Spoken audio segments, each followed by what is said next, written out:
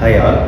Okay, so today we are going to discuss the previous year question, of GS4. Okay, so now today we are going to discuss the previous year question of up to the year 2013. Okay, question number 7. Right, and the question goes by saying this: the good of an individual is contained in the good of all. Right, so you can consider this as a quotation. Right.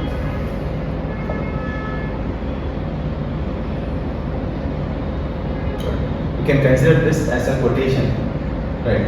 And what is the demand of the question? The first question, right? What do you understand by this statement? And next question, okay? How can this principle be implemented in the public life, right? So first question, what do you understand by this statement? Okay, what is the statement? The good of an individual is contained in the good of all. Okay, so let us have a representation of this.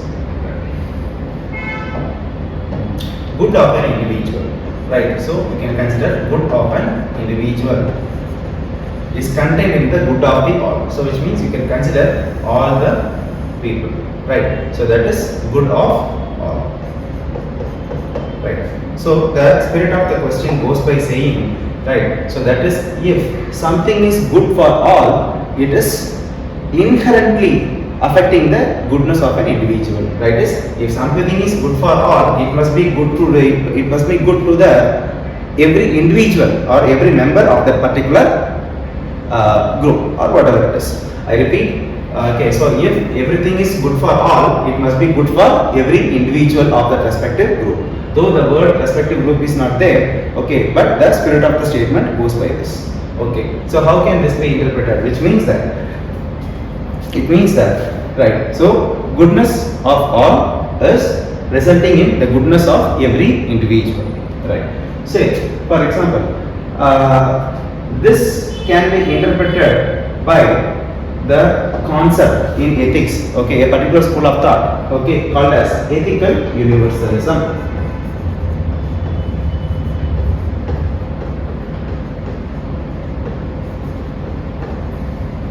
Okay, so what is ethical universalism? Anything, okay, so there is some set of ethics.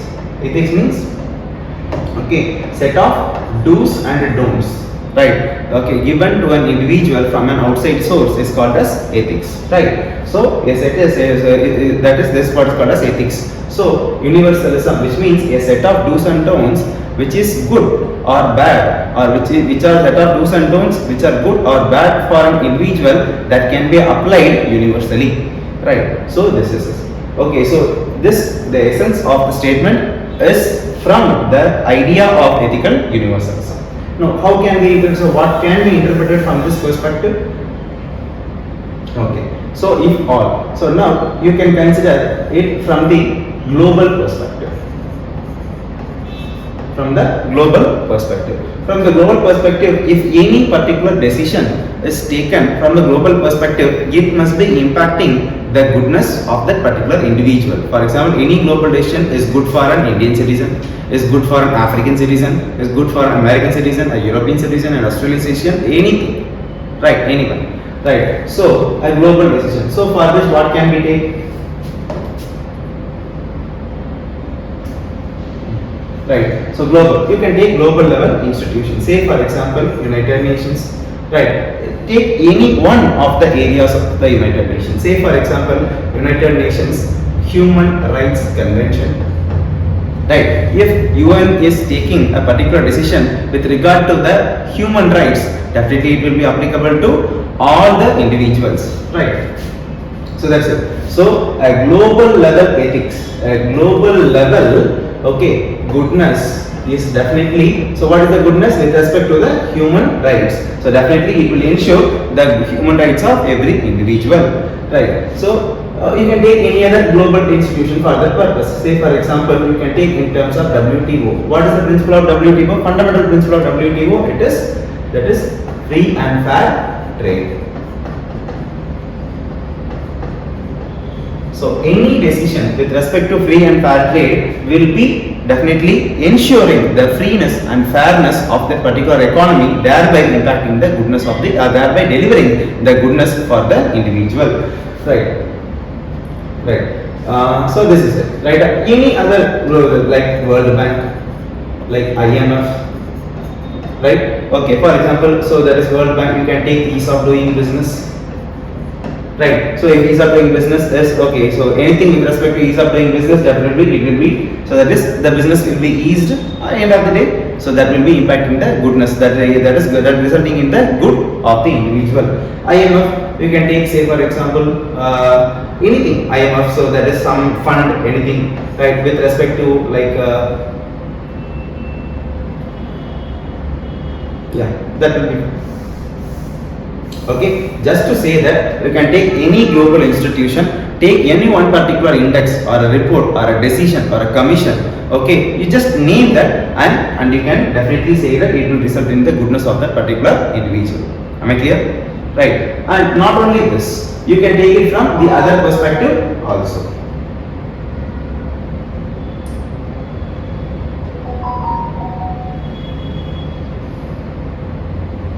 Okay. You can take it from some other perspective also. What is it? See, for example, if that all, okay, we can consider from a national perspective, India. Right. So, any decision taken at the national level will be impacting every individual of India. In India, it can be citizen of India or anyone who is residing in India. How can we say that?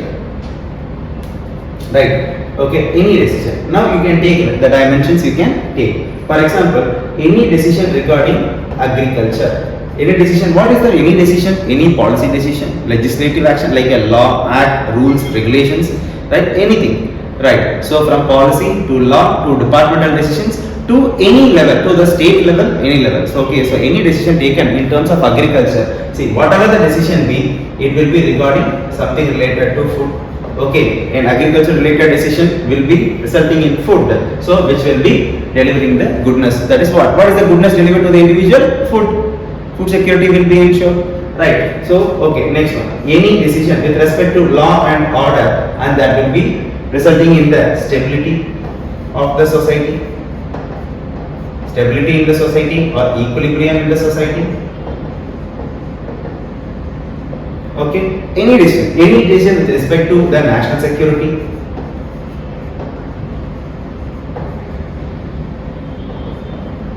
right, will be delivering the security to the individual also. Okay, for that you can use some facts. Okay, so National Intelligence NIA Act. Okay, so that is contained in the what goodness of all, right? So NIA Act, you can take Food Security Act, National Food Security Act for agriculture. National Food Security Act for agriculture, you can use it as a fact, but end of the day, National Food Security Act, okay, taken by for the goodness of all will deliver the food security to every individual in the society, like that, right? Okay, but what I would prescribe personally is you can take the dimension from environmental perspective. Why I am particularly saying this? Reason being, because the question is saying the goodness of an individual is contained in the goodness of all. Okay, right?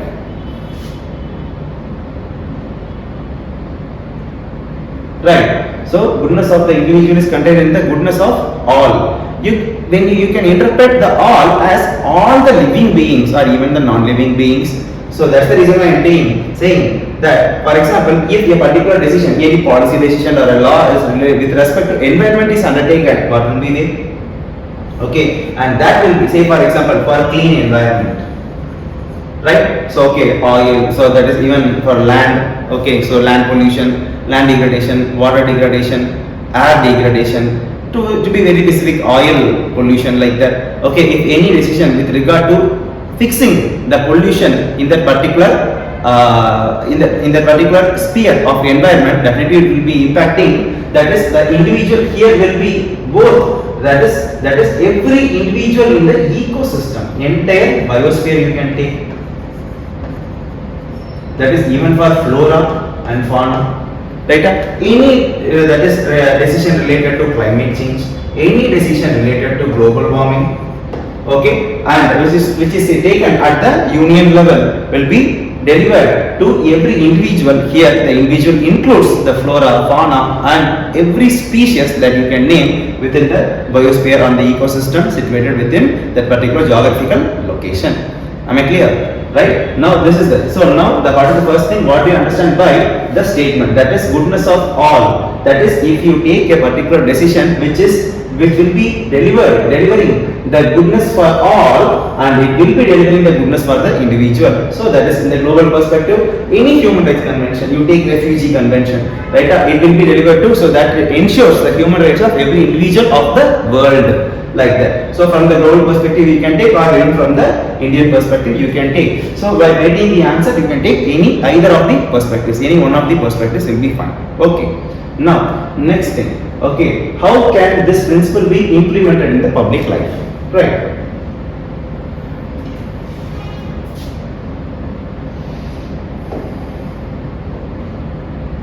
Right. So the second part of the question, how to implement.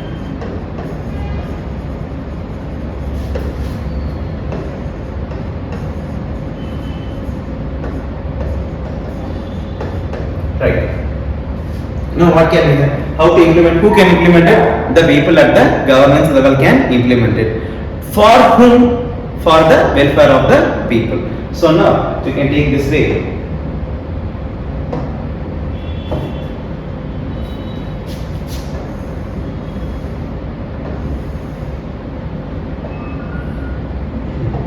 Right. So that is the policy level. The decision should be implemented from the top level, and that should be received by the people at the bottom or at from the various strata of life. So it has to be received by the society. It has to be implemented by the polity.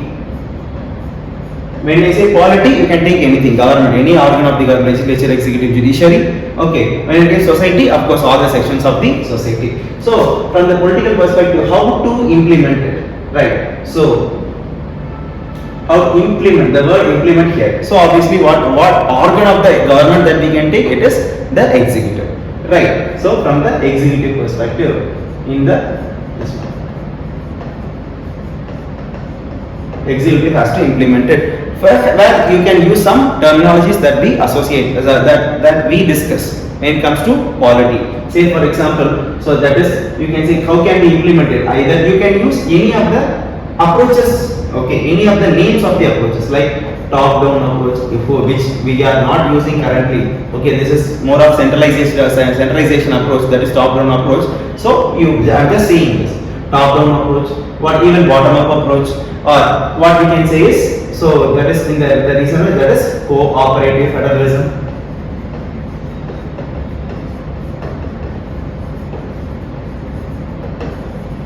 Okay, even competitive federalism.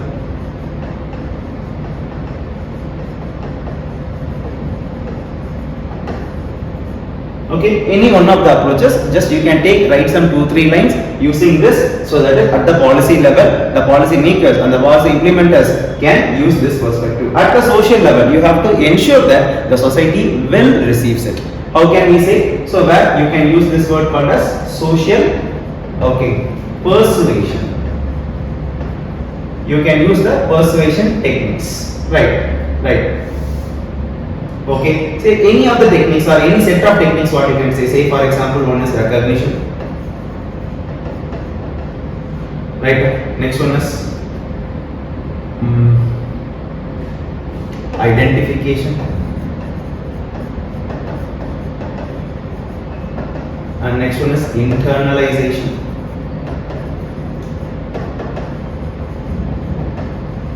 Okay, so you can use this. How to implement it? From the top level, what can be the spirit? Okay, from the social level, what can be the techniques that you can? So you can use any of the techniques that you can use for persuasion, right? Any of the techniques or any of the methods of implementation when it comes to policy making, or for that matter any top-down decision making.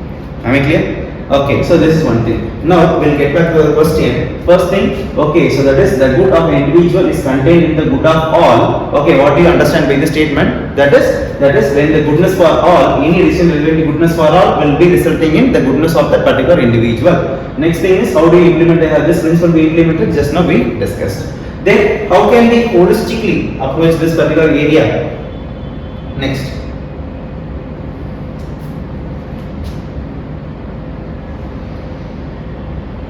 Right, so this is it. Okay, so anyway, so universalism is not without its criticism, right? So what is the critical perspective? That is ethical universalism.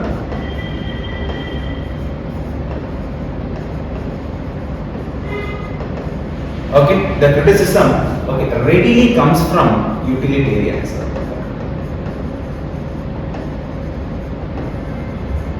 Readily comes from utilitarianism. What it says? Because ethical universalism says if it is goodness for all, okay, so it will be delivered to every individual. Whereas utilitarianism says, okay, the common understanding of what is called as utilitarianism, this is maximum good for maximum numbers.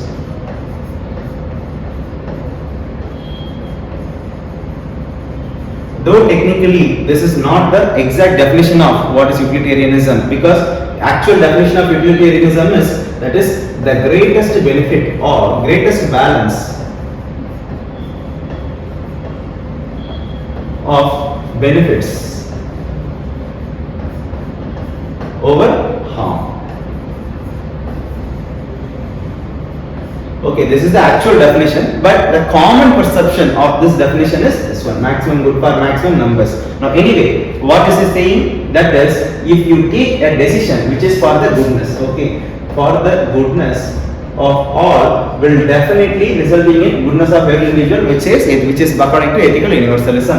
Whereas here, that is goodness of for all is not at all possible. If at all you take such a decision, it will be resulting in the maximum good for maximum numbers only. For example, even that will be good. That will be good for maximum. Say for example, some 90% of the people, or even 95% of the population, which means 100% of the population will not be will not be impacted by the goodness, meaning minimum 50% will not, or minimum 5%, that is I mean to say that some minimum percentage either will not be impacted or will be in harm. Okay, so that will be resulting in, right, so that is only it will result in the maximum numbers, not all, that is that minimum 5% will be resulting in harm. So for critical perspective you can use the universalism principle.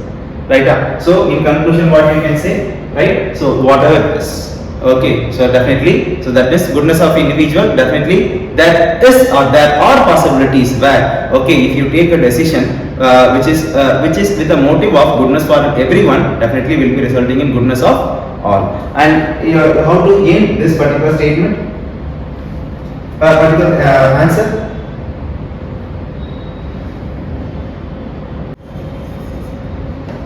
Okay, so what is the meaning? This very simple. It is goodness for all. Okay, mean everyone be happy.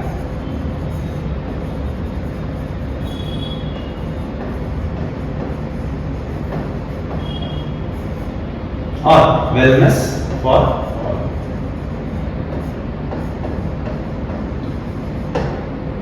all. Okay, so this is it. So you start the answer with, okay, what do we understand by this? What do we understand? This is ethical universalism, taking a good decision. This relation which the intention of goodness for all definitely will be delivered to the goodness of every individual of the particular community. Even the global perspective, you can take an example and just write it, or you can take it from the national perspective, write it. When you write it, use some facts. For Agriculture Food Security Act, so there is Law and Order Act or any other act, say for example environment, say for example for clean environment, for climate change, global warming, when you use any of the provisions that they have taken, just to say that yes, it will result in the goodness of every individual. If you take environment as a perspective, so definitely you can take what, you can support the goodness for even flora and fauna. Next part, how will you be?